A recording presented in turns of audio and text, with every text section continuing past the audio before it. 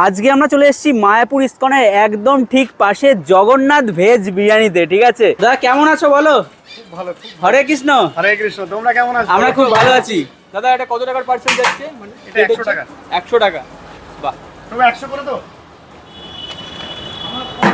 আচ্ছা বিরিয়ানিতে তোমরা কি কি দিচ্ছ গো ভেজ বিরিয়ানিতে? পনির আছে, সয়াবিন আছে, আলু আছে, এঁচড় আছে।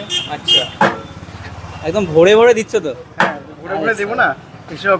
আর বুধবারে আসলে নাকি আনলিমিটেড? হ্যাঁ, বুধবারে আনলিমিটেড। এখানে আরে বাবা, এটা 100 টাকার প্লেট যাচ্ছে? বসে বসে পেতে হবে। আচ্ছা, বসে খেতে হবে। হ্যাঁ, এখানে বসে পেতে হবে। হ্যাঁ একদম, একজন মিলে। গেলে কিন্তু প্লেট এটা হাফ যাবে মানে 50 টাকা, তাই তো? 50 টাকা। আচ্ছা 50 টাকার কোয়ান্টিটি দেখি। একটা জিনিস সবাই ভাবে যে ননভেজ থেকে অনেকের সময় ভাবে যে 50 টাকা, 60 টাকা, 70 টাকায় বোধহয় কলকাতায় বিরিয়ানি পাওয়া যায়, কিন্তু এখানে দাম বেশি কেন? নিরামিষের বিরিয়ানি করতে যে খরচাটা অনেকটা ডিফারেন্ট। নিরামিষের শুধু